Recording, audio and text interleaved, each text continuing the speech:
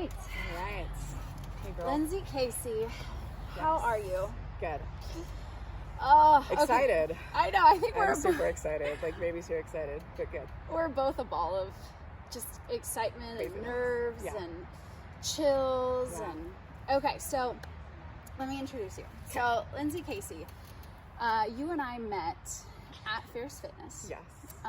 You were getting your eyelashes done by Stephanie, and Stephanie calls me in and she's like, Lucybell, come on, you need to meet someone. Yeah. And Lindsay's all taped up. I couldn't see anything. Like my eyes were closed. She couldn't see anything. And we start, Stephanie, throws us into this super, deep conversation. And Lindsay keeps saying, this feels weird. I can't even see you. Right. But we're still Yeah. So then can I share a little bit about our experience together? Oh my gosh, yeah. So I practice QHHT, which is quantum healing hypnosis technique, and Lindsay came in and we had a session together, and what I learned about you was so profound. It hit me so deep, and you have gone through so much and have come out of it with so much growth and love, and I am just so blessed to have met you and to be part of this journey. So why don't you start off with talking a little bit about you? Okay. First of all, thank you for that. Oh my gosh, I don't want to cry right off the bat. I know. I mean, I've had an interesting life. I was born addicted to heroin. You know, my mom did heroin, so from the beginning, it was here you go, world. Here's this little girl. And so, went through foster care, went through it was an adoption with a family that, was great, but abusive in a lot of ways, emotionally and physically and, other ways. So that really, as a little girl who already had trauma, that really it made me feel okay, I don't belong, I'm not special, let me just be quiet and do what I'm told. And I kind of grew up in that space and not having an identity of self or worth. Mm-hmm. And going into my adult years, also my childhood was very sheltered, and so I spent most of my childhood in my room reading, writing, very sheltered. So when I did go out into the world, I had no tools, I had no social skills, I couldn't hold on a conversation, I didn't look people in the eye, it was really, really bad. And so shortly after I moved out, I found drugs. And that is, I think, because when I was high, it was this alter ego of I have all the things to say because I don't have a filter and I'm not looking at myself through this lens of Lindsay. I'm getting high and we're all getting high, so it's it's great. Mm-hmm. Which obviously it wasn't. In hindsight. Right, clearly. Yeah. So that was about 2 years, which was a blessing. And I think the big thing with that, which, rewinding a little bit, I was in foster care because my mom died of a drug overdose. So let's rewind from the beginning. So how long, you're born, you're addicted to heroin. Mm-hmm. How long are you with your mom? I mean, I don't really know for sure. I remember stuff after 4, but what I've been told is that we were with my mom and we would be found outside of the apartment, so 2 a.m, my brother and I, 3 and 4 years old, mm-hmm. outside in the middle of the night, looking for bugs. You know what I mean? Adults would bring us back in. Yes. And then we stayed with my grandmother, which was my biological mother's mother. Okay. And she didn't have the space for us. You know, my biological dad was born in 1918. Yes. Right. Yes. So my dad's dad was a slave. I mean, basically, the roots run deep, but yes. my dad was not able. And he was 70 when I was born. So he was a senior citizen. Yeah. Wasn't, about that life of having a kid at the house. And so we went to live with, this is so crazy, but his ex-girlfriend. That's right. That's right. I cannot make this up. Like, this is so crazy. Yeah. It's so, like, even telling it, it's like, wow. But, like, yeah, I mean, and so they had known each other when they lived, like, in the South, like, Louisiana area. Yeah. They both ended up in Sonoma County. Yeah. Which is crazy. And then, yeah, she had foster kids for many years. He knew that. He was, like, perfect. We went in as foster kids, and then she ended up adopting us, which was very kind. Was your brother born addicted to heroin? My brother was born clean. My brother was not. She didn't use during that pregnancy.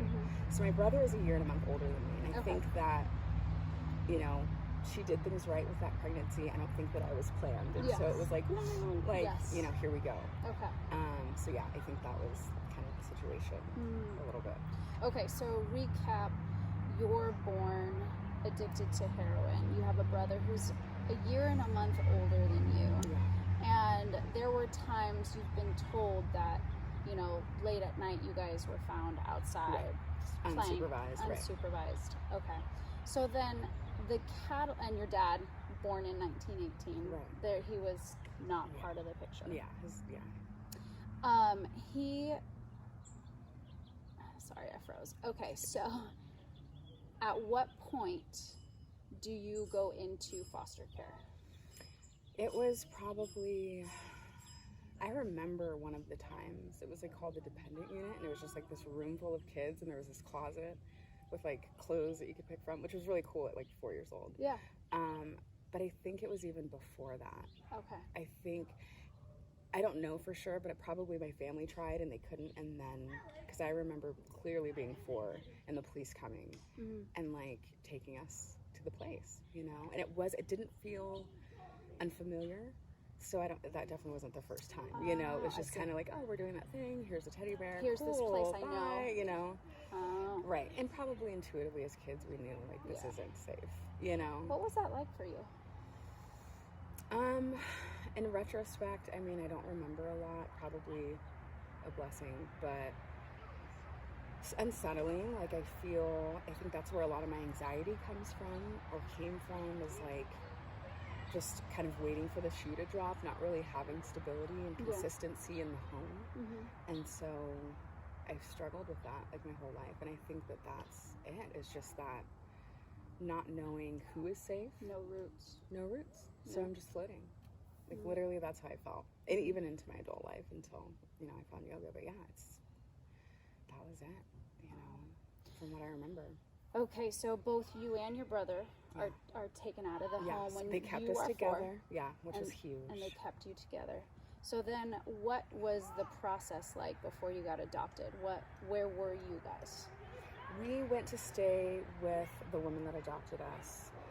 I remember going to see her. I remember she had a dog. Like, I remember like eating greens. Like, it was a very vivid day. It's so funny the things that you remember. But like, so we were in her care. I had to be 5, maybe. I had to be 5. Because I think I had to repeat kindergarten. Yeah. I was told. So I think the first year I was probably going through all of that stuff.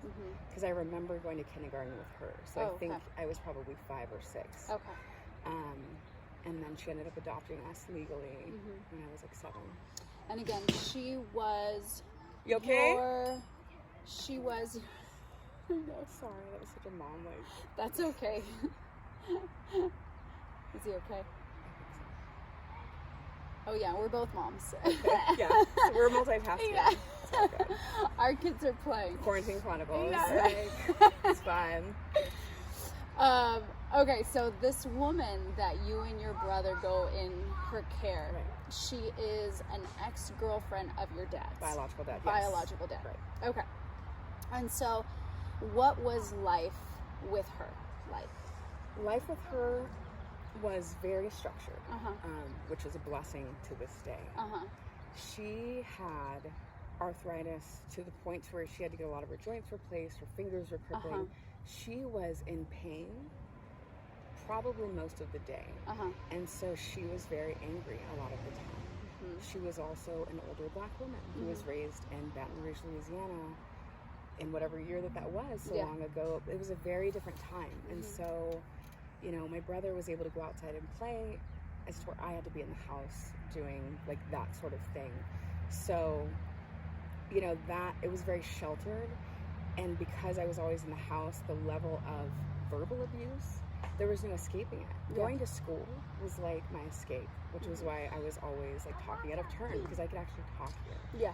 And so it was very, the blessing was that it was structured. Okay. Excuse us. Okay, hold on. Like Come here. this. Hey, come here.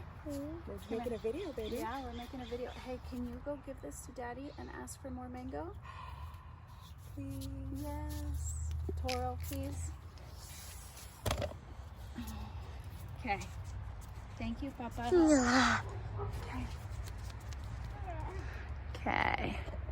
In real time. Yep. In real life with everyone else. Like, yes. Pandemic Chronicles. Right, exactly. I love it. Okay, so the verbal abuse, but being able to go to school was an escape. Yeah, it was definitely an escape.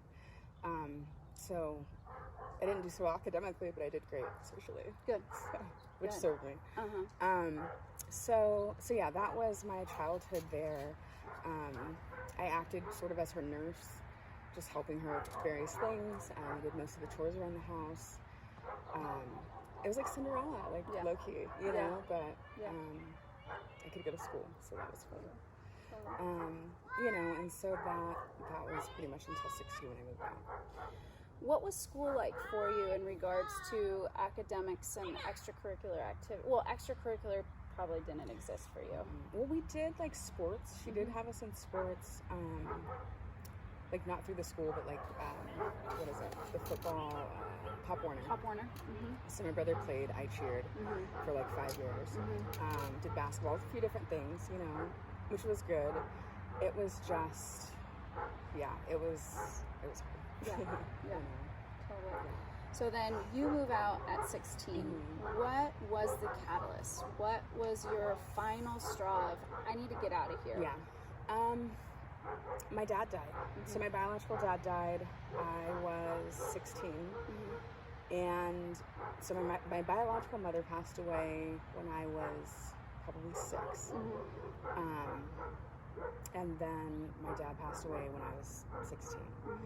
And in that 10 years, I had lived with this woman, and like all of these things had happened, but I didn't feel like I had a place to go. I had run away once, and the police brought me back, and I was totally like physically beat up, and like made to like, if you ever do that again, like you're screwed.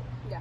And so my dad died, and then my adopted sister died, and like within 3 months of each other, and she was the one sibling at that time that we were actually allowed to hang out with that was kind to us. And I could be a kid at her house, and I didn't have to be like, okay, like a mini adult who was because so she scared. was older. She was older, yeah. So my adopted mom was much, much older. She was like in her 60s then. Yeah. So my adopted siblings were already adults at that time. Like they were already like, I mean, gosh, in their 30s and 40s, you know, and I was like under 10. Yes. Yeah, so they were much older. And so she was one of the adults that was kind in that family. And so when she passed away and my dad passed away, I remember I was like, because I've always written, I've always been a like writer, of just like how I feel. And I wrote a letter. Like I wrote a letter to my biological grandmother, who I'd never told anything about what was going on. I was so scared. I never told anybody. Like I was so scared of the retaliation that would happen, and so felt guilty because they took us in, and like, you know, they would say that like, you're gonna make her health worse by stressing her out, and it's like, I just want to play outside, you know. But like the guilt was like, well, I shouldn't ask, because that was placed on you. Right. Exactly. Yeah. And so really it was like this moment that I remember clearly. We were in Safeway. There was like flowers, and I asked if I could get flowers to put at my dad's grave, and she looked at me and she said, he is dead, and you need to get over it. And I literally, that was the night that I wrote that. And I wrote a letter to my grandmother. I don't remember everything it said, but I remember very clearly it said, if I continue to live here, I am going to die. Yeah. And I had I don't know how to like distinguish this. Suicide wasn't even a thought. I didn't even know what it was. Yeah. I had never even thought, I don't want to live anymore. it was never the thought that I don't want to live It's anymore. like the death of your soul. It was that if Yeah. I stay here, I'm gonna die. Yeah. Like, I'm gonna die. And I didn't even know the like magnitude of like what that meant. Yeah. And I gave one to my grandma, and I don't remember who else I gave one to, but I gave one to someone else on the family side. And I called my grandma. Like, I had to ask permission to call my grandma, and she would say no sometimes. Like, Yeah. that was the level of like Control. you know. And so yeah, it happened very fast, you Yeah. know, and they were very mad. And I told them, I was very honest the first time. I was like, I'm scared. Yeah. You know, I've been Yeah. dealing with this for a long time, and this is a big move for me, and I don't know what's gonna happen if once this is out. Like, Yeah. Mm-hmm. you know. And so I went and stayed with my grandma for a little bit, and then I went to, she was like, oh, space, whatever. Your mom's biological Yeah, my mom's mom. biological. Uh-huh. Yes. And so And where she was located? Santa Rosa. Santa Yeah. Rosa. Okay. So that was just a couple months, which I think was like the summer. Uh-huh. And then my biological cousins live in Petaluma. Okay. And so we had seen them growing up. Like, it was never really close. Mm-hmm. But we had seen them. They were familiar. And Yeah. she had offered, like, hey, you can stay here and finish high school Okay. in Petaluma. Okay. And I was like, okay. So I moved and I lived there, and I had freedom for the first time ever. Yeah. So as a 16-year-old with some freedom, you know, very soon I got a little attitude. Yeah. You know what I mean? Like, Yeah. oh, what? Like, you know, I bought my own shirt today. Like, Yeah. I'm grown with the money you gave me. You know what I mean? But having the ability to Right, go exactly. do it. But I yeah. entered the store by myself. Yeah. You know, and so it was harder. And then being in a new school, you Yep. know, and like there was even less diversity in Petaluma. Oh, like, I'm sure. everybody was white, and that was always hard. I was raised in a home. Yeah. I was raised in a black home, like Yep. very Southern, very, very black. Yes. Okay, and so like going to visit, you know, my white family always felt different. I was like, oh, it's like watching a TV show, you Yeah. know? Mm-hmm. So then moving into that space was kind of culture shock, but also a huge blessing. So it's like, oh, culture that's different and like weird. Because your mom was white? Mm-hmm. Okay. Yeah, so my mom was white, my dad was black, biological. So, yeah, so. So the family is your biological family is white. Yeah. And so moving in with them was a huge It was a culture culture shock. Going to a high school with mostly white people was. What was that like at high school? It was different. Yeah. It was very. I always felt like, and I'm gonna have to do like a blog or something about this. I've always felt like that. It's like imposter syndrome. Yep. Because I was like, okay, I can't talk the way I normally would talk in this setting. So I'm gonna just be how they're being, Yeah. which is very white, very, Totally. you know. Totally. And I mean that served me later in life with jobs. Yeah. I mean, sadly, like you can't. it's an adaptive. It's an adaptive thing. When you're living in a mostly white kind of place, you adapt if Yeah. you want to fit in. You have to. You know. That's So- kind of, it's an interesting, obviously my experience is very different than yours. And, but when you're mixed, Yeah. it's like you're not, like in my case, I'm not Mexican enough for the Mexican side, but I'm also of color for the white side. And so it's like, where do you fit in? Yeah. You know, it's Yeah. like you do have to take on these imposter roles when you are dealing with certain sides of the family, because you know they might not understand you. Yeah. And so it's a very interesting position to be in, because you have to adapt. Yeah. And it's like you either just adapt, or you're like, gotta adapt and get all get a lot of resentment around it. Exactly. So it also is huge how you deal with that. Yeah. Okay, so you're 16. You're going to another school.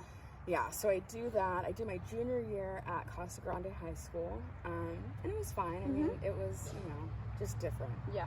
And I decided, so I was getting empowered. I was Yes. like, look at me for the first time saying, no, I don't like that. I don't want to do this. Ooh, what was that like for you? It was fucking great. Yeah. Sorry. It was great. No, that's you know what I fine. mean? Like, Yeah. it was like, at first it was like scary, but then I very quickly adapted Yeah. to that. And I was like, I realized, which was such a huge kind of aha moment for the rest of my life, which was the worst they can say is no, Yeah. that was such a, like, okay, you know, like, that's fine. And so I was like, I want to do my senior year. Because you've been told no your entire life. Yeah. I've been told, like, basically, shut up. Like, your opinion doesn't matter. Yeah. Like, what are you even saying? Yeah. And so I was like, I want to do my senior year in Santa Rosa with my friends at LC Allen High School. Go Lobos. Right. And I did. So I moved back with my grandma, and I did my senior year there. And when I moved back with my grandma, I was real free. You know what I mean? Because I had just done, you know, a school year.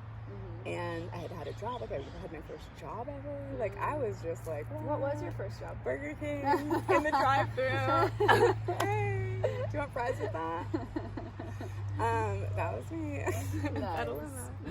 I love it. And so, gosh, okay, what were we saying? I got distracted by the beacon. Okay, so I went back to grandma's. I went back to grandma's and finishing high school. Finishing high school, but I was doing too much. Yeah. You know what I mean? So I was dating. Well, because you'd never had this freedom. I had my first boyfriend at school. And, you know, I was sneaking off and trying to be grown and, you know, have an attitude with her when she asked me, you know, why I didn't come home from school. And I remember, and I feel so bad, and I've done so much, like, sort of prayer, and, like, prayer is in, like, speaking to her because she's passed on. Like, or, like, I guess I shouldn't say prayer, but you know what I mean, like, just kind of communicating. And I remember I would get so frustrated and annoyed with her, like, her little just whatever, which I guess is normal, but I didn't know what normalcy was for that. Totally. And so, you know, I was kind of a bitch sometimes. And so, and I didn't have any compassion at that time for anyone. And, you know, she... Well, because Mama showed too. Right, I didn't know. I mean, I was flying by the seat of my pants. Yeah. And then she told me, probably, so my birthday's November, she told me the October of my senior year that I had to move out when I turned 18, which was the next month. And I was already super short on credits to graduate. Yeah. And the school year obviously wasn't over, you know, for another 6 months or whatever. Yeah. And I was like, okay. Like, I'm moving out, you know, and it was kind of crazy. My dad had passed away, and when I turned 18, I got, like, I think it was like $9,000 from, like, his life, you know what I mean? Oh, yeah. It's not a baller, but it was there were so many little blessings like that. And I got that, and I went, smartest thing I probably ever did at that time, I went and I signed a lease, and I paid the rent. For a few months, right? Up front. Yes. Which I look back and I'm like, sis, yes. Like, you know, it was there, just buried up in there. Yep. That was so smart. And so I did that. I dropped out of high school, which was, you know. And I started working again, like working more. Yeah. And then, so I had my first place on my own. It was great. My friend Rachel, I got to shout her out. So one of my best friends. Was my roommate. We were both 18, both connected because her mom had passed away. Like, first adult real friendship. And it was really, really cool. But through her, I met a guy and started dating him, and was hanging out. It was great. And I had no idea what drugs were at that time. Yes. Are we going there? We're going there right now. And so I'd be over there hanging out. You know, again, I was so fucking naive. I was so naive. Like, I thought I was grown, but I was like, oh, honey. Let's give yourself a little bit more credit. I mean, naive, I mean, that's the kind way. Because normally I'm like, I was... I know, but, you know, I mean, considering. Considering everything you went through. Like, the lens that I can see it through is so broad now. Like, I have, like, it's so, like... Of course, like, how could I not be naive? It would have been kind of sick. Like, if I was, like, okay, you just got back from life. Yeah. You know everything already. We also have to remind ourselves that our frontal lobes were not fully developed until we were 25. In my defense. Anyone that knew me before 25, love you. It's interesting. 25 is a good age. Right? yeah, so I literally was hanging out there. It was him, his roommate, his roommate's girlfriend, and then him and I. It was like 5 people, just 4. Yeah. And so I didn't know that they were doing drugs. Yeah. I literally genuinely did not know that. Like I knew they like smoked weed. I hadn't even smoked weed at that time. Yeah. I hadn't even had alcohol at that time. I mean, it was so interesting. I never had done anything. Wow. At that time. Yeah. And so I remember I got woke up at like 4 a.m. We were being raided by the police. And this is at Santa your Rosa. place or his place where I was like staying. Yeah. So that was scary, like guns. I was just like, and I hadn't even watched TV to see something like that to know. I had no context. I was like, oh my God, I'm gonna die. Yeah. Like, what's happening? Yeah. So I'm outside, like, handcuffed on my knees, like, had no, and they're asking me where the drugs are, and I'm like, and they're probably like, yeah, right. And I'm genuinely like, I don't know where the drugs are. Like, I didn't know there were drugs. Yeah. Which to them, God, they were probably like, come on. But yeah, and then after that, I was like, what the fudge? Yeah. Like what? Yeah. Yeah. What's that? Exactly. Obviously it's, it's not just occasional. Give me the right, give me exactly. The yeah, lowdown, you can't like, even, because that's what he tried to say. Right exactly. Now, because I don't know what's going on. Yeah, he was like, oh, I just like to get high sometimes. I was like, I don't know much about this, but like, I don't think that like 8 cops are going to come into the house and do that. Yeah. For just, I do lines on the lowdown. Right, exactly. Right so his response to that was, okay, yeah, I do drugs. This is what it is. Do you want to try some? And that was it. It what was the drug of choice? It was meth. That was meth was my gateway drug. Yeah. Which is really crazy. Wow. Because at that point, there was no alcohol, there was no weed. I'm trying to think. When I lived in Petaluma, I'm like, I knew I was hanging out with kids that were smoking, and I was super paranoid, but I don't remember if I hit it or not. I don't think I did, but I may have. But it wasn't like I was like actively. Totally. Like I was just like so freaked out. I was like, oh my God, we have to go to PD. Well, obviously it wasn't enough to have an impression. Right, yeah. It wasn't like this led to that. Yeah. So I did it. I was scared doing it because I knew my mom had died of a drug overdose. So like drugs were like this big scary thing that encompassed all of them and led to death immediately in my mind. And so, I mean, he really, and again, no gun was to my head, but he really talked me into it. Yeah. You know what I mean? Yeah. Like, knowing who I was then, knowing how scared I was, he really, like, downplayed it. It's fine. Yeah. It's fine. Yeah. You did one, it's cool. He was creating another customer. Yeah, exactly. Which is so sick. But, I did a line, and I immediately was hooked. I was immediately hooked. And, I was just so, like, expressive. I could just say all the things, because there was no filter of fear. And so that was the beginning, And it just, I mean, I don't know how much, like, detail you're going to go into, but it was 2 years of fucked upness. Yeah. Give us just give us, like, the abbreviated. Because it plays a huge role in your life. It does, because of who I am today. Yeah. I want people to know. So I started doing it. And I was 18. And I'm only pushing you because I know this you're is willing good. to share. No, this is good. This is actually the first time that I'm sharing this, which is good. I need to do more work in this, especially now because it's needed. I think there are too many people out there who share similar stories who would really benefit from knowing that there are other people out there who have felt the same way as them, have gone through similar things as they have, and have gotten themselves out. Yeah. No, that's huge. Thank you. So started it, was smoking it and starting it at first. And then, just really saw the worst in people. So for me, like, most of the people, like, around me were, like, they'd get high, and then it was like, let's go, like, rob someone, or let's go, like, tweak out and, like, dig the, dumpster dive, like, just random shit. I would draw. I would, like, do, like, artistic things. Like, I would go on, like, some missions, like, fucking go walk around at night, like, as tweakers do. Yeah. I say that with respect, you know what I mean? But, like, that kind of, just, like, adventure time. Totally. For adults. Totally. And so that was always something that I noticed that was kind of different, was like, oh, like, I feel more creative and, like, I like to have fun, where other people were like, let's go fuck shit up. Destructive. Yeah, and I was like, that wasn't there for me.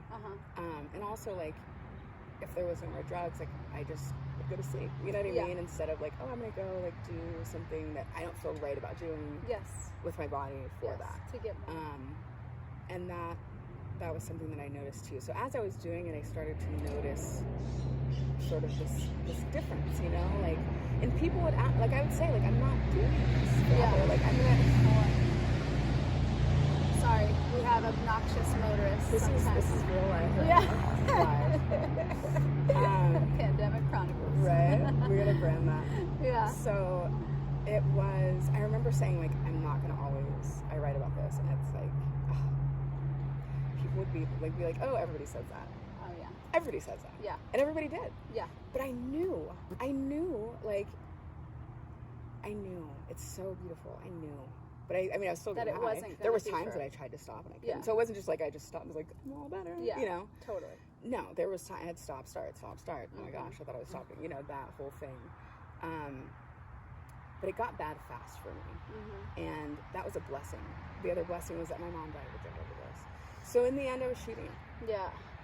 And, you know, I have a lot of shame around that because I don't admit that I used to now. You know what I mean? Like, that's a big,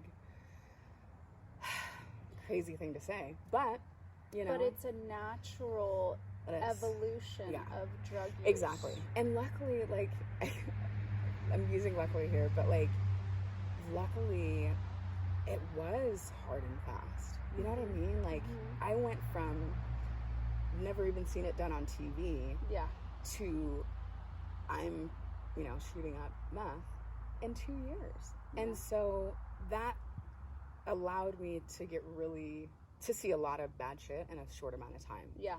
And the other blessing was that I never learned how to do it myself. Oh, someone else had to shoot you. There was one person that always did it. Oh, okay. Yeah. And it was like, it was crazy. So when we had our session, you said that there was a really pivotal moment. I was just going to say the breastfeeding. Okay. I love you. So the moment, the catalyst for me, that was like, no more.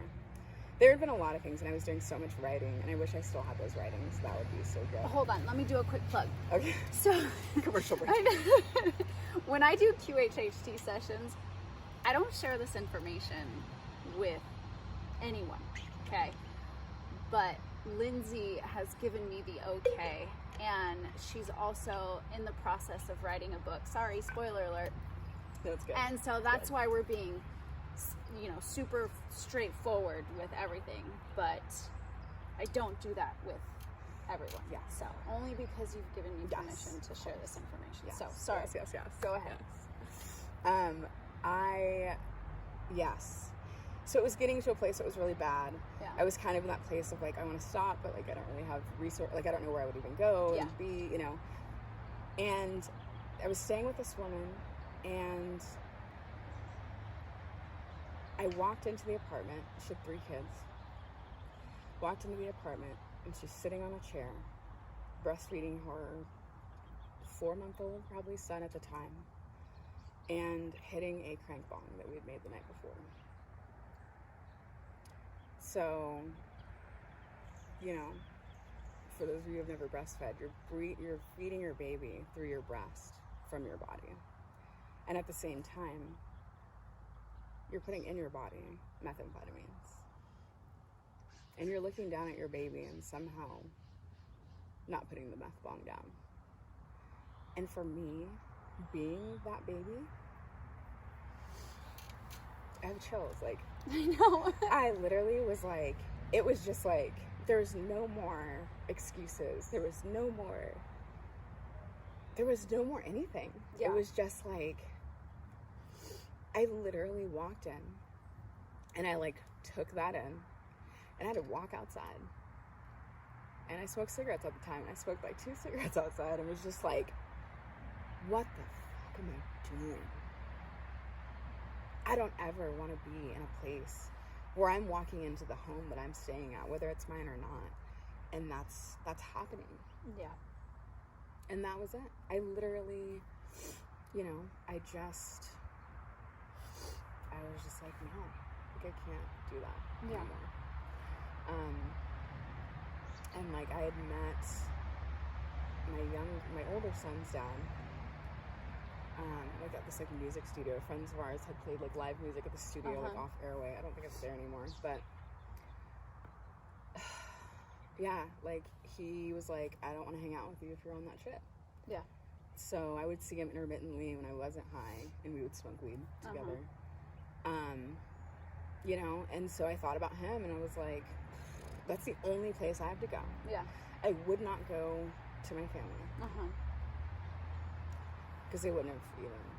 And the shame was just, I couldn't, Totally. you know, after all the structure of how you raised me. Yeah. This is what I'm up to. You know, like I couldn't do that. Yeah. And so I went to him, and I was like, hey, can I stay here for a little bit? And he was like, are you on drugs? And I was like, no, and I really want to get off of it. Yeah. And he let me stay. And the rest is history as far as meth. Okay. So I have been, I'm going to cry. I've been clean for 15, almost 16 years. Wow. Which is, That's amazing. That's amazing. yeah. And so for me, like, just a disclaimer, because not everyone agrees with this, but, you know, I smoke weed occasionally. Yeah. You know what I mean? Yeah. Like, I can drink wine, I can drink alcohol. It's not, I think the blessing with that was, that wasn't the gateway. Meth was first, Yeah. you know, like, which was really crazy, but I don't associate any of that with that. And it's been so long. But I mean, I've heard stories of people relapsing after one beer. You know, they go out after 10 years and Totally. So I like to But say that everybody has an individual experience with addiction. Yeah. I think that, and again, you know, I don't know what trepid waters I'm about to get myself into, but I feel like addiction is treated like a blanket, and I feel like, and share that with your AA meetings. Yeah, no, Well, hold on, but let me just say my part first. Or sorry, my part first. No, sorry, that's not what I meant. I feel like it's different for everyone. Absolutely. And I feel like this blanket that everyone puts on addiction, once an addict, always an addict, you know, in health and fitness, we talk about bio-individuality. Right. You know, everyone is different. And so I understand the external guilt that might be placed on you for saying something like that. Yeah. But in reality, it's your journey. Like, that's your reality. Yeah. No, So, thank you. I did. I used to not even talk about my sobriety because I felt like I wasn't allowed to. Yeah. Because I wasn't sober. And then, honestly, writing the book, writing that chapter, when I wrote about, which was another kind of pivotal moment, I was in the bathtub Christmas morning, and there was a syringe of meth on the counter, and there was nobody there to give it to me. And I'm in the bathtub crying on Christmas morning. Not because Santa didn't come or my family's not here, but because I there's can't. nobody to shoot you up. Right. And so I wrote about that in the book in detail. And that was it was so cathartic, because it was like, I realized how much shame I was carrying in my body. I cried. Oh my God. I cried. Like ugly cried. Yeah. And then I wrote, and I felt free. I felt like, and ever since then, I'm realizing this right now in real time, that like, I don't carry that shame of like, oh, I drink now and I shouldn't. Like, that's what I do. Yeah. And if that doesn't work for you, and I also read about that in the book, is like, NA for me didn't work because I don't want to stand up and say, I am An addict. an addict. Yeah.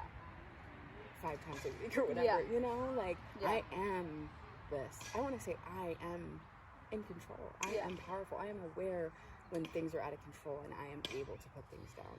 That's huge. You know, and it's like, So backtrack for a second, and you were going to NA meetings. I was initially, like, Yeah. a little bit, and I Yeah. just, not for very long. I was Yeah. just like, this isn't serving me. Because I'm seeing all the motherfuckers I was getting high with. Oh, yeah. I mean, or did or used to. So, like, for me, and again, it's different for everybody. I'm someone that, like, I have to just all the way Yeah. detach, cut the cord. Yeah. Cut it. I Yeah. can't. Yeah. And so that was yeah, I realized that. I was like, I'm just seeing the same kind of people. Yeah. Talking about the same old shit we used to do. Yeah. And this isn't serving me. Yeah. And it wasn't even like I felt like I'm going to go out and get high. I just was like, I don't want to talk about this anymore. Yeah. You I don't put want up that healthy barrier. Yeah. I was like, I don't want to be doing this anymore. Yeah. Like, you know, and I didn't for many years. I didn't, you know, like, so yeah, should I go more on that? Should I go into like what happened after? Or, What do you want to do? Let's go to, so my son Calvin, I met his dad, we connected. He was the one person I like didn't do meth, which sadly was the connecting piece.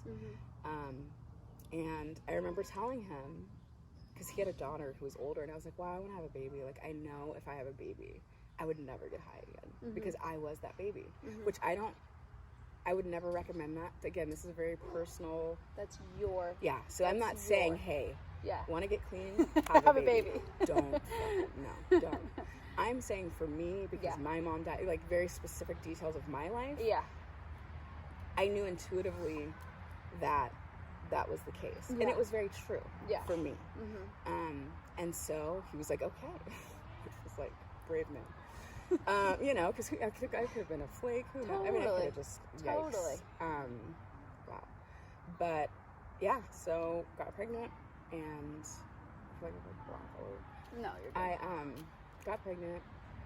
While I was pregnant, I was like super sick, like a lot of like morning sickness and whatnot, and so I was like in the doctors getting like the stuff, whatever, the fluids, and so doing that like for the first time was weird. Oh, having someone doing that, and they were like, "Wow, like what happened here?" I was like, you know, because it was scar tissue, of course. And I have really small veins. I know now just from different health stuff, but like, you know, I didn't know that then. And so they, you know, were very blown out very fast because I was only shooting for a few months. It was not, this was a very a fast time. A way to re-experience that in such a catalyst moment. That was a big you're thing. About to have a baby. Yeah, that was a big thing. Doing the, or I'm sorry, like, were you getting fluids while you were pregnant? No, while I was pregnant, Oh, okay. So yeah, so it was, but it was that was such a like, damn, like I don't want to be that chick. I want to be somebody different. So it was a catalyst. Like, maybe it was like born from shame, but like it was like I don't want to be that girl. You know. I don't want to be the one that they're like, wow, your veins are hard, and I have to like be like, oh, I have health issues. Or, like, make excuses. You know, right? For it. And so, and the other one was when, even though I had never shared needles, when they did the AIDS test, I panicked. I freaked out because I was like, again, I didn't have context for like, oh, if you don't use dirty needles, like you don't have. You know what I mean? Totally. Like, but like in my mind, I was like, needle babes. Yeah, exactly. You know, all the things. And getting those results of you're all clear. Yeah. You're healthy. Your pregnancy's healthy. That was even further. It was like solidifying my sobriety. Yes. I love that. Yeah. Solidifying my sobriety. Yeah. Just all these little things that were like, oh my God, I'm so scared. What have I done? Yeah. While I was just carelessly in them streets. Yeah. You know what I mean? So like to have that clean bill of health and to have this new beginning. Yeah. Just doing that was really emotional. Right. Was like there was no turning back. Good. It was just like, even though I knew that, I was like, bro, no, like I can't ever play. Right. And then I found out that his dad had like other children that he didn't see, like while I was pregnant. So all these things kind of came out. Yeah. And we were like looking for this place to rent. We were looking for like a room to rent together. Yeah. And we met up with his friend Skip. And I met his friend Skip. And he rented us a room. I was like hella pregnant. He knew him because he had like known him from one of his shows because he did music. And so we were like staying there. Yeah. Well, I was there, but he was at the music studio all the time at night. And I was like, you're probably cheating off of me. And he wasn't working, all these things. Yeah. And so when I was like 8 months pregnant, I was like, you need to move out. I asked Skip, I was like, hey, I had, because my grandmother had passed away while I was tweaking. And my biological grandmother, who I lived with, and that brought up a lot for me because I was like, oh, I wish I would have been better, you know? Totally. And there was some money that came from that. And I told him, I said, I have money coming in. It's going to be, you know, like 10, 15,000. I can pay the back rent, you know, I'm going to be able to get all what I need for the baby, you know? can I stay? But I'm kicking out. And he's like, Yeah. girl, like, I don't care. Okay. That's fine. And so I did. I was like, I'm not going to support both of us on my food stamp card. Yeah. A. Yeah. And where are you at night? You Yeah. know what I mean? Like, I'm over Totally. pregnant, sick, everything else. Totally. And you were lying about, just different things Yeah. like that. And so he left, and, we came back the next day, and, like, literally ran into the house and, like, pushed me down. I'm, like, pregnant.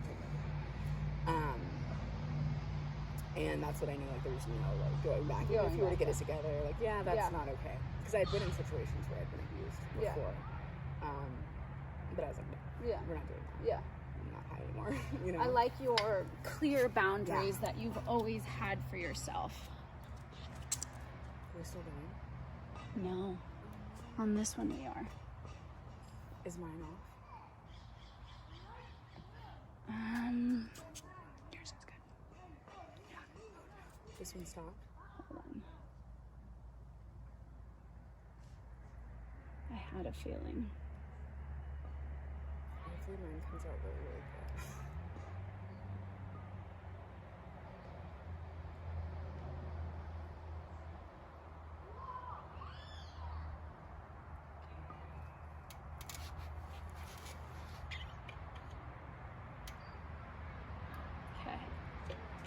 Okay. So he's out. He's on. And then I had my son. Yeah. And it was a lot. It was great. It was beautiful. It was like, so it was like an emergency C-section. Yeah. It was just, came out healthy, and I like went home, and the first thing I did was I like sat there. Like, all the neighbors were so great. Like, like, it was such a, we lived in Coffee Park. So, and that whole area like burned down. So like, Yes. I love the people there. I'm friends with some of the women there still. Yeah. From there still. Just really rallied around me, and we're so, like, I've had so many earth angels that were just like, you don't have a mom, but we have like 50 kind of moms. Yeah. So blessed. That's amazing. So yeah, I had him, and he was, great. I was like, okay, like, I need to figure it out. Yeah. Like, I dropped out of high school, so like, I'm gonna get my GED. Yeah. Let's start there. Mm-hmm. I was doing like the food stamps and cachet. Yeah. I was making that work for the first few months. Then I was like, okay, within 6 months, I have to start doing stuff. Yeah. So, and I needed that structure. I thrived in that space. Yeah. So I was like, yep, all right, let's go. Yeah. Tell me what to do. Yeah. And so I went in. They were like, you can either get a job, Yeah. or you can go to school. Yes. And I was like, well, I dropped out of high school, so I should probably get my GED, but I'm going to need to work because I have no support. Yeah. You know what I mean? Totally. And so they were like, well, get your GED, and then we'll figure it out. Yeah. That'll be your thing that you're doing. You'll still get your cachet, you'll still get all the things. And so I did that. I went to the JC. Went to the JC. Yeah. Got my GED. Oh my God, I'm going to go Yeah. and got, went to the classes, and met one of my best friends there, Candace, and passed my GED, which was such a big milestone for me. Yes. I remember they did a fucking graduation, and I cried like it was my actual graduation. I was Yes. 24 years old. It's As like, it should baby. have. Yes. Because I was like, if you knew what was in these tears, if you knew Yes. how I crawled to get this fucking Yes. piece of paper. You know what I mean? Like, it was just like, it was so powerful. I did that, and then I was like, I talked to one of the counselors at the JC. They're like, do you want to do classes? Now you have your GED. And I was like, sure. And they're like, you can get financial aid, and then you can also work on campus, and it won't affect your cachet and your financial aid. And I'm like, perfect. Yes. So I started, I think it was spring 2007 as a student employee. Yes. And admissions and records. Look at God. Look at God.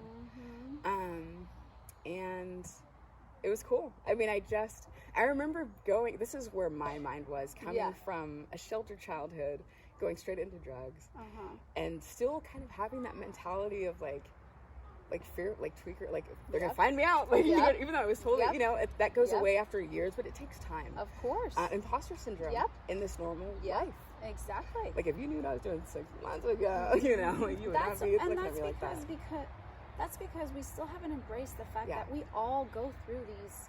Like, we have to embrace that everyone goes through their shit, and we have to really celebrate the growth. Yeah. And not focus Right. on the shit that we did, and not, Exactly. you know, because it's like, it's really other people's judgment that we Right. have experienced, and everybody focuses on the bad things that we've done, but nobody celebrates the growth that we have Yeah. obtained. And we would not have that growth if we did not Without walk the through shit, that. Even if it was your own dumb decision, Yeah. that served you. Yeah. And that, I mean, I didn't get that till the last few years, but Mhm. man, that was such a reframe. Mm-hmm. Gosh. So Student employee, admissions and records. Uh-huh. Oh yeah, so just to kind of paint that picture, like, they were like, oh, like, here's like all the student records of this college, and oh, there's your social security numbers, and I'm just like, because I remember like what people used to do With social security numbers. and like I never did, but I just remember they were making like fake fucking ID. I was just like, Yeah. y'all are like out here, you Yeah. got a whole little situated government out Yep. here, and so I was just like, wow, like imposter syndrome, like. Yeah. If they knew who I knew, Yeah. a year ago. Exactly. Not that I would, but it was just such a like, wow. Yeah. So that was a transition even, getting into that. And I did pretty well. It was good. Again, Uh-huh. the women were great. Uh-huh. They were fucking amazing. Mhm. And my boss at the time, amazing. She was like one of the only black people that worked there at the time. She was damn near blind, and she was dope. I don't know why that's relevant. She couldn't even see me, and she fucking was. She was damn near blind, she was, but she was dope. She couldn't see me, but she saw me. Yes. That was awesome. She was awesome. Yeah. And she was like, they're opening up a full-time position at the front desk. And again, I was like, oh, I can't do that. Uh-huh. I'm not worthy of that. I mean, Uh-huh. that wasn't the language, but that was the Totally. energy. I'm not worthy of that, Uh-huh. And so she was like, you should apply. And I was like, okay, Yeah. I'll do it. And in my mind, which was a blessing, I looked at it no different than like applying at Macy. Like I knew it was a bigger caliber job, but I had no context, Yep. which was so good though. Yep. Like in that moment, so I didn't Yep. overthink it then. So I went to CalWorks, which was on the JC campus, and because they help you pay for your books and all Yeah. that stuff for single parents. And so I went to them and I was like, hey, I'm gonna apply. Yeah. And this lady, I love her, Angela Davis. She still works there. I fucking love her. She's the shit. Very She's familiar. amazing. She Yeah. is a birth fairy. Like she just it helps people. She coached me for my interview. The whole thing. I go through the interview. I'm interviewing at a panel. Like I didn't even know what that meant. So it's like the director, Yep. and then I get chosen for a second interview out of 37 people. Wow. I had just gotten my GED. These people have like bachelor's degrees. Yep. I just thought like bachelor was like, Yeah. get married. I didn't know. I didn't even know. I was so it's so cute to look back, but like it's so cute to look it's back. just like wow. And so, yeah, and like I go in to the second interview, which was with the vice president of student, like just like big shit, and I'm sitting there with him, and he's like the coolest cat ever. We're just talking, and he sends my name forward with like two others, and Diane, my boss at that time, she was like, she chose me and they chose me and this other guy, and we both got, which was like unheard of, but like we both got hired. And Diane told me later, because we became great friends, she's still, a mentor and a friend to me, but I asked her later, why did you hire me? You know what I mean? Yeah, like, totally. I wasn't ready. Like, I know you, because I remember going in, and Angela was like, just tell him you're nervous. Yeah.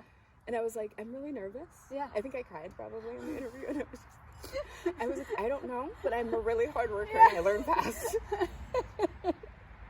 I type like this. But it's fine. I can get you your report. I could type like this very I'll just fast. correct the little red underlining thingies. So, Word document, it's cool. Yeah. And she said that it was because I reminded her of her. She was like, not fully, obviously, but like, just the single parent that was like, I don't really know. That was like honest. She was like, you were honest about it. You were just like, I know all the things. And you came in and were like, you know, like she was like, and she was like, I just saw that like you could do it, you know, like you wanted it enough to do it. And I mean, I still work there every day, I've had like 3 promotions, and it's like, I'm now mentoring students and, you know, student employees and temporary employees, and like acting as that person for other people coming in. Awesome. Which is really cool. I love that. So I didn't realize we've been doing this already for almost an hour. Okay. I know. So part two. I know, right? We should have a part two. We should. Let's get to, like, I feel like that's a good synopsis. I work at the JC, so should we go into, like, do you have things you want to cover? So I want to talk a little bit about your healing journey. Okay. And how it's helped you Let's talk through about the it. pandemic. Yes. Because I think that that's huge. It is. And it's really, my healing journey has been, I just realized this in the last week, that, like, my healing journey has deepened within the pandemic, and I didn't realize it. Wow, that's huge. But the work that I was doing before allowed space for that. So for me, you know, obviously you've heard all the things, and so obviously there's trauma there. Yes. And so even though I was off drugs for a long time, you know, it came out in relationships of, you know, choosing partners out of low self-worth, but not really realizing that, being treated in ways that was less than, you know, I deserved because of the worth stuff, and that stemmed from the trauma. When your own parent doesn't want you and chooses drugs over you, which was that was the message. Then I have no worth. Exactly. Yeah. And so, you know, a lot of it, I did therapy, yes, that helped me. A lot of it was yoga and meditation. A lot of it was journaling. Yeah. And all of those three things are just you and yourself. And it's that coin, where one side of the coin is, that's really great and empowering, and there's really, I can do this anytime, anywhere, and how cool.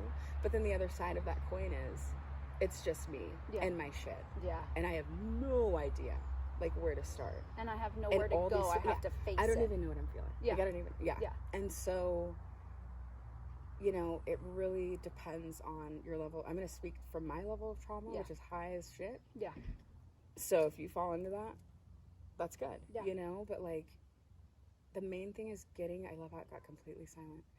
The main thing is getting connected with yourself. Yeah. Being okay, and that started for me with being okay with just spending time by myself. I used to not be able to, I thrive in that space now. I'm like, get away. Yeah. I could not be by myself. I couldn't. I would get anxiety. I would get angry. I would get, you know, like, depressed. Well, because you were forced to be by yourself for so long. Yeah. When you were, you know, stay in your room, don't come out, you can't go anywhere. Yeah. So I spent a lot of time in my head. Yeah. And so, as an adult, I tried to avoid that. Yeah. But as an adult was when I needed to be in my head and look at it from the adult perspective. I'm trying to think of, like, was there a pivotal moment, like, where I realized, wow, I'm doing this work? Well, how did you realize that yoga and meditation and writing, well, journaling you had always Writing done. I've always done. So that was always my way of release. I didn't really know it was healing. I just know I felt better after. Yes. And so, you know, yoga was first. I did a yoga teacher training, which was a lot of looking at your stuff. Yes. You know, and just doing a training when you're in the poses, they're talking in a, you know, class that's slower flow.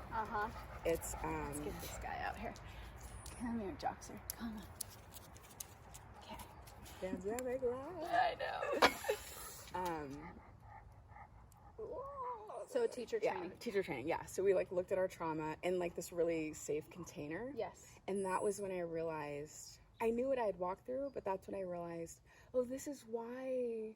Because remember, I was 32, so I was, like, grown, clean, like, I'd been clean for many years. Yeah. Mother of two. Yeah, I mean, I was just married. Like, it was so many things that were going on, like, this normal life. Yeah. And then I realized, oh, this is, like, why I am really insecure. This is why I feel fearful that if we fight, he's going to leave me. Yeah. This is abandonment issues. Yeah. That I had language for that. Yes. Once I had language, and this is why, just disclaimer, this is so important for somebody to watch and see and be like, oh, that. Yep. Okay. Yeah. It's not just me. It cracks you open. Yep. Because then there's support. Exactly. You know, and then you can just, I mean, we live in the age of information. You got to pinpoint it. You do have to pinpoint it. Otherwise, you're just sort of, and when you have a lot of stuff, you're just swimming in your emotions constantly. Yep. And I was projecting. Yep. Oh my God, I was projecting. I remember my younger son's dad. he was like, you're just so angry. Yeah. Like it's just pouring off of you. Yeah. And I wasn't. I didn't feel like I was angry, but it was just in me. When you Yes. squeeze an orange, what's going to come out? Apple juice. Orange juice. Mm-hmm. Not apple juice. Mm-hmm. Orange juice. I was getting squeezed when I was stressed. What was coming out was fear of leaving me, abandonment, all of that. Yep. And so I was playing that out, but thinking, oh, but I'm not on drugs anymore, so I'm healthy and I'm better. Yeah. You know? And so, you know, when we make a lifestyle change, that's just the first step. Yep. Especially when it's outward, you know? You know, so that was a big, the teacher training was big. And then after that, I started to talk to more people. I started to seek out people who, because I've always been very introverted. I tried to seek out people that like were like-minded, you know, like I started to set intentions. Like I started to like do all of these like more kind of woo-woo things, like spiritual things that just resonated with me. But then over time, and even now, like I'm seeing I've created what I have now. Yeah. Just by wanting it and just putting one foot in front of the other. I didn't know what I was doing, you know? And so, you know, that was... So what is your take on manifesting? Because I think that there is a community that fully believes it.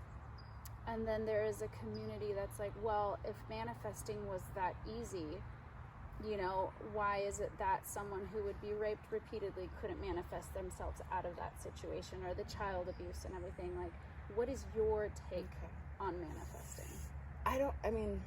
Or for the child abuse, do you even consider it manifesting? I do. I don't think we manifest everything. Okay. I don't think that, you know, the 3-year-old with leukemia manifested that. Totally. I think that was his journey. Yeah. I think that he chose into that before he was born on some level for his soul journey. How do you think people are going to react? People are going to not like that. Yeah. And I'm not saying that it's less sad. I'm saying this from a place of, I've lost so many people in my life. Literally a friend of mine that I just mentioned this story passed away last week. You know? So I say that with so much compassion. I say that with confidence. Yeah. I do believe that. I do believe that, you know, we chose into this life. Yeah. And that's why it's hard. Yeah. Because it is progressing our souls. Because anybody that's walked through trauma and come out the other side will tell you they are better for it. Period. Yeah. Period. Yeah. Show me someone that isn't and I will change their mind. Let's have a conversation about it. Because maybe they're not seeing that. Yeah. You know? But I don't believe we manifest everything. Okay. I believe that the tricky part with manifestation where people get tripped up is because they want to manifest it, but they don't believe that it's possible, worthy of, you know. And it goes back to me, like I didn't have words for I wasn't worthy. Yeah. You know, I didn't know that. So somebody, if they don't have that language yet, or they haven't had that kind of awakening, then it's not going to resonate, and that's okay. Then they should watch another video. You know what I mean? Yeah. And I mean, that's literally, like if I'm watching a teacher or something and it's not resonating, I just go to the next one. Yeah. You know, and it's discernment. Yeah. It's discernment. Yeah. But yeah, I feel like intention is everything. I feel like the life that I'm living now, I manifested. I mean, when my brother, this is like so much, my brother has cancer. Yep. He's in the hospital right now. Yes, but he's supposed to be doing better. I might be seeing him later tonight, so that's good. But yes, I got a text last night from my sister-in-law that he was eating, and like it's so big. It's so big. Good. So hopefully it was, anyways, good. God is good. When my brother was first diagnosed, he was very into meditation. Yes. This will make sense in a second. And like, he got me into these beads, and he explained them to me, and I was like, wow, I love them. I think they look cool. Yeah. And that was really why I started wearing them, honestly, at first. And then I started watching him meditating with his beads, and I was like, wow, I'm still just wearing them, not meditating with him yet. You know, but it made me feel closer to him. Yes. It resonated with me for some reason, just I don't know, whatever. And so I started doing that. And I had always wanted to see all these little things that I'm trying to paint this picture that I am now a yoga teacher, but I started off just wearing beads because I thought they looked cool. You know, but that was my entryway into, oh wow, well it's even cooler that I'm watching him Yeah. getting this bad news and crying and then meditating and feeling better. Yeah. Oh, there's more to this. Yeah. But it's just those little things that like you manifest Well, there's it. things also that you resonate with Yes. on a level that you don't understand. Yeah. And it's so important to dive into why you resonate with something, because you could have left it at, these beads look cool on me, but wait a second, let me dive deeper. Yeah. And let me dive into the space of why I think they're great, why I resonate, and then what they allow me to then do. Exactly. Because it's like they put you in a state. And it is in that state that you can now, I don't like to use manipulate, but where you can manipulate energy, because this is all energy. It is. Manifesting is energy. Exactly. And it's like, you do whatever you need to do to put yourself in that energetic space that you can now move energy. Yeah. And do things with it. Yeah. And it's true. I mean, what really got me into that and gave me language for it was Abraham Hicks. I won't go into it, but look up Abraham Hicks. Any of their stuff is good. It's just, if you want to know about manifesting, that's how I started meditating every day. I was doing yoga, but like the meditation came in from that because it resonated. As weird and crazy as it was, I mean, but it did. It resonated, and it got me into meditation, and that got me through a really hard time in my life, and got me really into teaching. Yeah, because I was seeing, you know, for myself, that's where we should teach from, is from what has worked for us. And that pure belief, that experience, that it's tried and true for you, and now you're sharing that energy. And I'm so sure about this that I feel comfortable sharing this with you. Because we don't make a lot as fitness teachers. Totally. You know what I mean? Like, we're not, this isn't, you know, I'm not traveling the world teaching yoga yet. Yeah. But, you know, so it's not like I'm getting, like, yashed out. Yeah. No. It's just, I feel close to God. Yeah. You know? And like I say that, you know, not to get religious, I'm very spiritual, you know. I was raised Christian. I guess if I had to say religious, I'd do that. But I'm very spiritual. I believe in God, the universe. I think that we are all extensions of that. Well, I also feel like religion puts limits on that. Yeah. Because you have to see things a certain way. Yeah. And that's not the case. Yeah. And not to say that there's something wrong with religion, but I feel like there's definitely a difference between religious and spiritual. And you can be religious and spiritual, but you can also be spiritual without religion. Yeah, no, I believe in that. So you're on this journey of healing and sharing with others. Really self-healing. And what I was doing, which I look back and I'm such an introvert, so it speaks volumes that I felt called to share online to whoever decided to pop on. Yeah. You know what I mean? And I mean, you've read my book, like, they're very personal.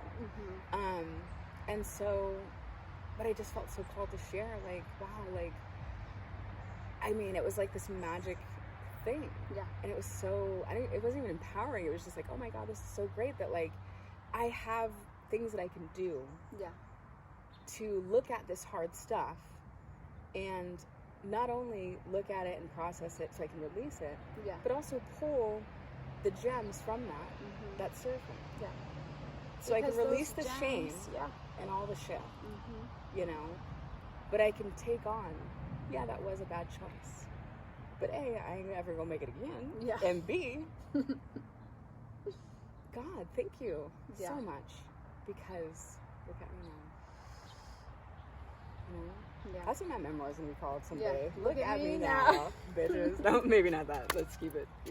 Like, oh, look at me now, you know, because I feel like, gosh, it really, but having that, it's about the tools, and I think we look outside of ourselves, you know, and like, for those answers, I did for a long time, or like the quick fix, that was a big one for me, which, I mean, obviously isn't, you know, and so, I mean, I have to be mindful how much I drink, you know, even during quarantine, I was like, I'm getting into a pattern where I'm having wine every night. Not a bottle of wine. Yeah. But if I'm having 2 or 3 or even 1 glass of wine 5 to 6 nights a week. Yep, it's becoming a pattern. That's a pattern. Yeah. And that doesn't serve me. I was noticing it with my food. That's why I switched. It was like, and that, it gets you to this place where now when I feel that resistance in my body and in my mind and that unease, I do go into old patterns of like whatever, but like after a few days, a week tops, I'm like, okay, what are we doing here? Yeah. You know what I mean? You like, have this that isn't conversation sustainable. with yourself. I want to show up, choose to become. There's so much in that. Yeah. You know what I mean? Absolutely. I am what I choose to become. That quote is my mantra. Yeah. Because we really do. And I can choose to keep doing what I'm doing even though I know better. Yeah. Or I can choose to use my tools. I mean, I was telling you earlier, like, I switched how I eat to help me with my anxiety. Yeah. I love cheeseburgers. I love Chick-fil-A, girl. The fuck? Yeah. Okay? Like, I'm making the kids fried chicken and fried cauliflower. Okay? I'm like... Are you? Yes. That's awesome. I sent Diamond a picture and I was like, babe, I made cauliflower. She was like, looks good. Here's your plate. It's chicken. So are you eating? I mean, thank God that there's like so many alternatives. Oh, yeah. But like, I'm like, when you start this journey, it's a lot of work. Yeah. Even now, the first part of quarantine, I was so triggered. I was so, because when you're aware of it, it's that coin again. One side of the coin is when you're aware of it. Yep. It's exhausting. Yep. Because when you're going through a harder time. Yep. It's like, oh, like I know, right. But I want to. And you know exactly what you want to, what you need to do. Yep. But that resistance still comes up, and then a different shame of like, you know, what are you doing? Judgy, little like Judge pandemic Judy. privilege. You know what I mean? I feel like and then the other side of that is, if you're not aware of it, it's a slower road. Totally. And you're exhausted at a low level, which you're wasting your life. Yeah. I feel like I'm saying that with love. I got it. I mean, I think about what I did before. I think we need to communicate with ourselves and others. I'm with very a little hard bit on of myself. punch. Yeah, I'm very too hard on myself, which is probably why I'm overly kind to others. But like, I mean, there's a reason why I called it Choose to Become. Yeah. It's a choice. I mean, at the end of the day, we can make all the excuses in the world. Is that the title of your book? It's going to be the title of my first book. Yeah. Choose to Become. It's the title of the first book. That's why I named the podcast that too. Yeah. It's from my tattoo. I am not what happens to me. I am what I choose to become. For all you. That's huge. And that quote just, it like encompasses my life, you know? And it's because we contain that strength. We contain the strength to choose what we become. We can't choose necessarily what happened to us. Not always. Yes, sometimes, We're but living in that truth right now. Exactly. So, but we can choose where we go to from here. And I think that that's so important. And I think it's so important for people to hear that, because especially in the spiritual world, there's this threat of being accused of spiritual bypassing. Yeah. And I know that spiritual bypassing is so real. It is. But there's also the true strength that we hold as humans. I mean, what I've never really understood is when people say it's just the placebo effect. It's just the sugar pill effect. And I'm like, wait a second. It should be, that's the motherfucking placebo effect. That's the strength that your body, brain, soul, mind has to heal itself when it believes that it's receiving something. But how do you keep it? So where do you find that line between spiritual bypassing and true strength and true healing? Spiritual bypassing has come up a lot for me in my contemplations. I sound like such a nerd. Yes, I sit and I try to That's contemplate. good. I do, girl. Yeah. We ain't got nothing but time to do it. And I think spiritual bypassing can be really dangerous. Yeah. I'm noticing a lot just with the Black Lives Matter movement and the yoga community being like, we're all one. It's like, okay, that's cool, but like not all of us think that. It's also our work to share that message. So I feel like it could be really dangerous, but I also do believe in like everything happens for a reason and we all are one. So it's kind of, again, dangerous in a different way. Yeah. I don't know. That's hard. It's hard to answer. I feel like it could go either way. I mean, I think that we have to face our shit. Yeah. And we have to be really real with ourselves. Yeah. You know, and it's just kind of what people are ready for in that moment. Well, I think that's part of the reason why I want to have these conversations, is because I want honesty. I want, you know, genuine connection, genuine conversation, genuine experience. And I think that it's going to start here. Like, we have to just have real conversations. Exactly. And really just delve deep and not just scrape the surface. Yes. Because trauma runs so deep. And that's what comes up in times like right now with the pandemic. Yep. And I think that we are all struggling. And I shared with you the other day, it's like, I found myself so deep in sorrow, but I had to stop myself and I had to be like, is this my sorrow? Or is this the collective sorrow? Like, are we all feeling like this right now? Yeah. And I truly felt like I was tapping into sorrow that we all feel. And I'm like, fuck, man, like the level of sorrow that I feel is so deep that it's not a healthy way to it's not a healthy thing to stay in. And I had to be like, what can I do to get myself out of this, but also help someone else and others. Like, I think it's going to be super important for others to see that this fucking hurts. Like, this hurts so bad right now. But we, and my husband and I were just having this conversation this morning. There's this fixation of going back to normal. Yeah. But that's not feasible right now. No, it's not. So how can we create healing and fulfillment and connection in the position that we find ourselves in right now? I want to go back to the first thing that you said, which was so powerful, because I think that is the antidote to what you were feeling, which is you were feeling that. Yeah.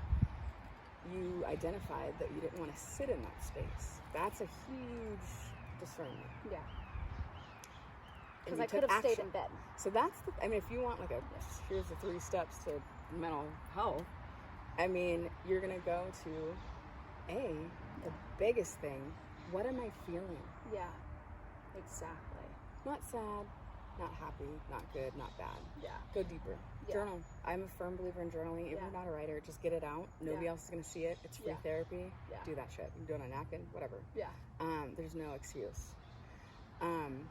Because it will help you get clear on how you feel. Yes. Within yourself. Yes. Not, I'm talking to my friends and this is how they think I feel. So I'm going to take that on because that's how I roll. More of getting I sat outside in the garden. Exactly. And that goes back on to... the dirt. Yeah. Barefoot. Healing begins by your motherfucking self. Yep. Just feeling this deep, just pain, right here. And just being like, this hurts so bad. Yeah. But you're right. Being able to identify it first and foremost. Yeah. And you being able to discern, you allowed yourself to sit with it. Yeah. But you didn't sit in it. Yes. Or stay in it. Stay in it. Yeah. So you can sit with something, acknowledge it, and even acknowledge what it is and acknowledge how it feels and express it. Yes. I cry. I've cried so much in quarantine. Yeah. It's beautiful. Yeah. It's beautiful. Like, I feel like God gave us tears. Let that shit out. And I'm a crier. I'll cry anything. So, it was just so distracted. My child, my sweet child. He's probably like, He's all, you guys are still talking. You know your mother, honey. Crying, yes. So crying is really good. Yeah. Allow yourself to feel it. Allow yourself to express it. Yes. If you're in a space where it's like out of control, call someone. Yes. I'm a firm believer. I have people that I can just call Yes. and be like, I'm there. Yeah. I need you right now. Okay. So that is key. And then taking action, inspired action. And that comes from doing, so you're obviously someone that does the work pretty regularly. I do. Yeah. And so for someone like you and I, we kind of know, okay, I don't need to, so it's like automatic, you know. For someone else, I feel like, you know, that isn't ready to transform that into a teaching. Yeah. You know, it's really about just getting the support that you need. Yeah. But taking action too. Exactly. Taking action can look like getting up and going outside and going for a walk. Yes. Taking action can mean getting off your bed and just taking downward dog. Yes.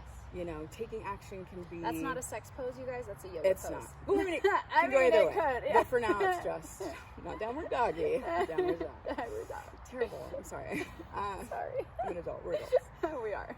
So, clearly not. Yeah. Chronologically. But So, we have, yeah. okay, so you and I have very different backgrounds. Yeah. But I resonate with you so deeply because you are someone, we both are individuals who talk the talk and walk the walk. Yes. But we haven't always been this way. Yeah. We have both gone through our shit. We have both, you know, hurt people. We have both been hurt by people. We have both done stupid shit, right? But we have that internal dialogue that always happens. Yeah. And because we've honed in on it and we've developed it and we've been able to work on it and we've been able to grow past a lot of what has happened to us, or we are still currently putting effort into that. Even though we both, and I didn't share this with you, but we both struggle with that. Am I worthy enough? Am I even worthy enough to help people, to share this with people? I mean, what the fuck Who am I? I? That's a big one. Who am I to write this book? I Yes. literally almost didn't write a book because Yes, I was like, who am I? Imposter syndrome. exactly. It's I have the same thing, but it's starting to become so apparent that whatever small thing that I have to contribute, it's going to be so important that I do. Even if just for you. Yeah. And I know it sounds so cliche, but it's like, even if it helps one person, well, even if it helps one person. That's one And person. especially if it's a woman. Yeah. Because she's going to share that shit with her friends. No offense, guys, but we be out here. You know what I mean? We share. We share. Like, girl, guess what? Yeah. You know, I think, I love that you shared that. Yeah. You know, and I think a lot of us do. You know, I think a lot of us don't admit that. Yeah. You know? Yeah. And so... Well, we just have to work past the, like, me being so short. I've always been like, oh, you're so cute. let me rest my elbow And I feel on your awkward head. because I'm tall, so I feel like low-key manly. You know? Oh, Like, really? sometimes. Yeah. Like, depending on the... Not always, but Yeah. like, there's... Like, it's like Yeah. that, like... Well, for me, small language has always been used towards me. Like, anything pertaining to small, cute, pretty, oh, you're so lucky, you're so skinny, things like Oh, yeah, that. I And hate so that it's one. like, that has always picked at me as like, oh, I'm not worthy, blah, blah, blah, blah, blah. But I'm like, I'm starting to grow into myself and be like, well, wait, I do have a lot to share. Yes. And like I said, we both have very different backgrounds, but we both share that. Yeah. And we both have the capability of connecting with our feelings, growing, but also putting a call out there for others to help.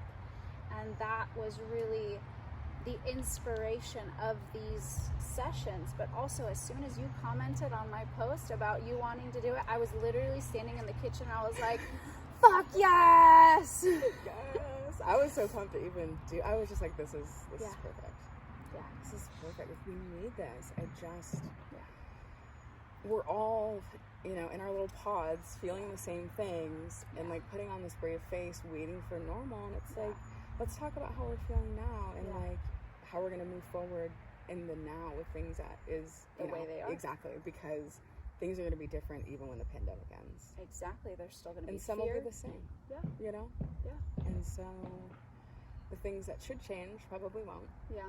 initially, and the things that we want to change and go back to normal will, transform. Well, we're also in such a pivotal time, with the elections coming up, with, the pain of RBG dying, and, the unknown of what's going to happen, the pandemic, being forced in these situations that we're forced into right now. There's a lot of uncertainty. But what has really hurt my soul to see is just the level of division that I see, because honestly, social media right now is our only way of connecting with each other, and what a shitty thing to see is how divided people are. Yeah, it's hard to go on Facebook. Right? Facebook seems to be very political, and I don't think we have that's to be that serious. change. Yeah. I feel like we have to be that change. And when I see someone post something super angry, and if I fall into the category of the people that they are condemning, I find myself trying to be like, okay, well, fuck, man, what an asshole. But at the same time, like, okay, what do me and this person have in common? Most of the times I've met the person maybe once or twice in real life, and been like, okay, what are the things that brought us together? What are the things that we share in common? And I feel like if we start getting into the habit of automatically trying to find common ground with people instead of focusing on the divide, I think that it's going to kind of propel us into a healthier way of dealing with each other. Because there are way more of us who can find common ground than those people who are just so extreme on one side than the other, that there's always middle ground. There's always middle ground. I agree with that. And I feel like I agree with that. And this is my own bias, except when it comes to certain things.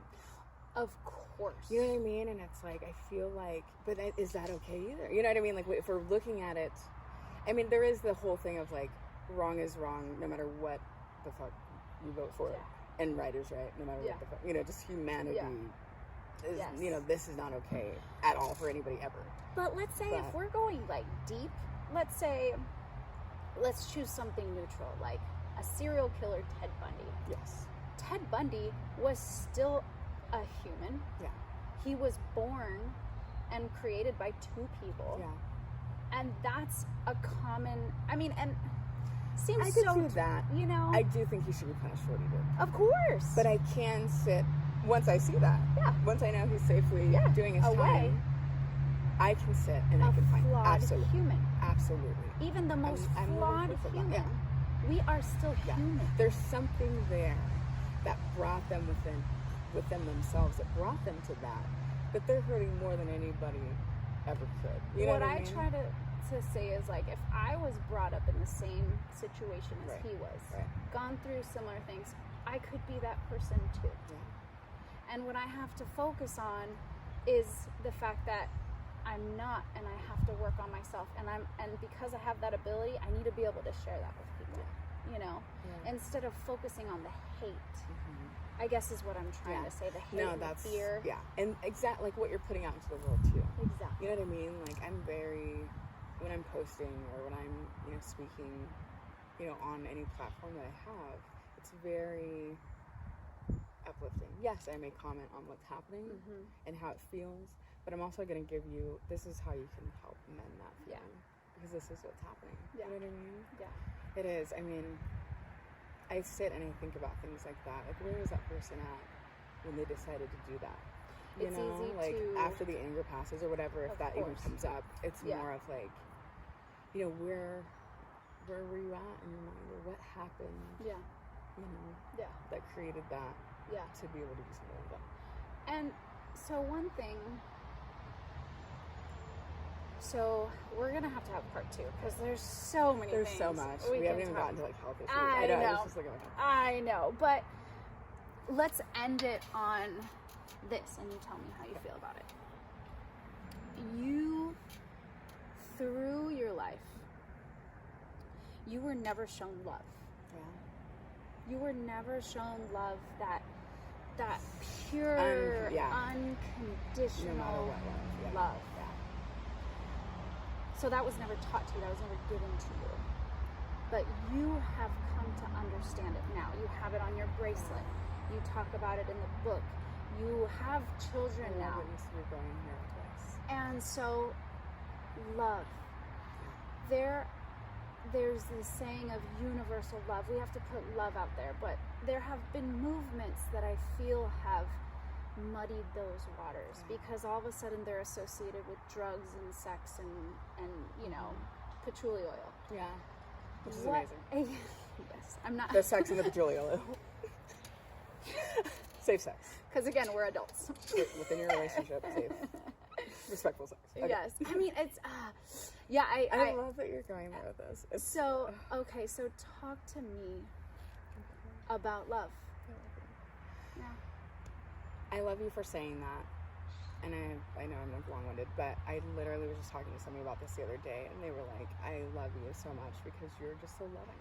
Yeah. And I did my teacher training, and we had to all give like a speech at the end, and it ended like on my birthday. So I gave my like 100th birthday speech on my birthday. It was super cool. And then all the girls got together, and like everybody had to say like what, because it was called Embody Truth. So what word or what thing does each person embody? Yeah. And like discuss it. Yeah.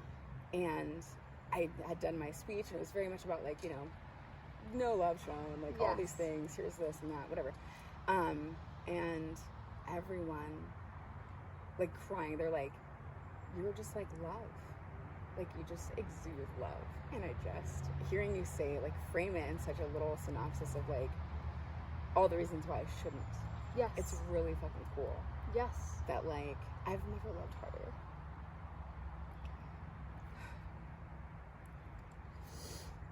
Yeah. And that's the gift. Yeah.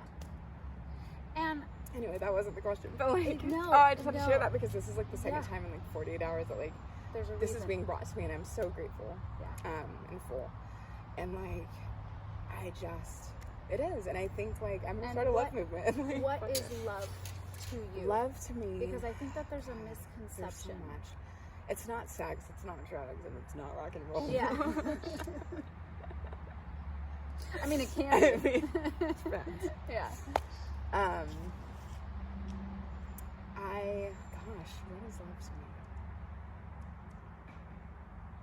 And I ask that because I feel like once people start to understand what love really is, they can start to spread it. Love is like compassion. Mm-hmm. Love is unconditional compassion. I mean, I feel like I'm just substituting one word for the next, but like, but it's just, true. It is. It's just you being able to care and be kind from a genuine place and feel the desire to serve. Yeah. It's forgiveness. Mm-hmm. It's everything. Love is fucking, I'm gonna have to really go home and really sit with this because I love this question, and it's so complex and it's so simple. It's just, it's compassion. That's the main thing, really. I think society has given love such a different definition that's why we don't know how to put it forth. Yeah. Because our idea, even within our, exactly. It's, some people look at love as like loss of control. I've looked at it that way. Yep. I feel like to start off with is just knowing that everyone has a starting point that they had to start at. And they've gone through so much to get to where they are right now that we just have to validate that journey and understand that they are a creation of what has happened to them, and that we aren't in a position to judge or feel badly. We just need to honor their humanity and honor their journey, and if there's anything that we can offer them, that's where the service comes in. We do. The greatest When I think of love, I think of Jesus. Mm-hmm. I think of, not the Bible, not religious. Yes. Pull that away. The human. Take this man being, and somebody is wronging him, and he's teaching his homies. Yeah. No. Just turn the other cheek. Yeah. That is love. Don't feed into it. No. Not only turn the other cheek, I'm going to wash their feet. Yeah. That's love. Yeah. That is love. That is, tell me your story as I wash your feet about how you killed that man for no reason, or whatever, or And how the you hate killed that that you child. feel towards me. Yeah. Yeah. Tell me that as I turn your water to wine. Because you're worthy. That's unconditional love. I feel like after my teacher training, even though I felt way less religious, I felt so like connected Yeah. to Jesus, like to that Yeah. that story. I read the Bible so much growing up. Yeah. I mean, it resonated with me, just like, this is right, this is wrong. That's Yeah. probably why I have really clear fucking boundaries. Yeah. Thanks, Jesus. Yeah. You know what I Yeah. mean? Like, For real. the lessons. Yeah. I mean, yeah, it's really just knowing that you can turn the other cheek and just not side-eye, but just without retaliation, without talking shit to your friend, without shaming them, without any internal, just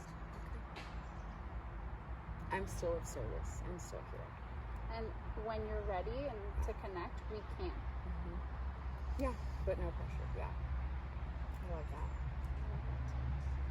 Well, I think that's a perfect note to end off of. Yes. Well, thank you, Yes. everyone, Holding tuning space. in, Yes. holding space. You know, having patience with the noises and the pandemic chronicles. Yes. Yes. Real life. Yeah. Still doing the work. I mean, if anything, I told you earlier. Yep. You know, it just makes it more real. There's this isn't like a studio. Like, No. this is real. We're just two regular women who want to talk about And change, the kids are playing you know? up there. Like, my kid is giving me side eye. Like, Mom, let's go. That is true. Yeah. That is true. Thank you. Thank you. Thank you. So good. Oh, man.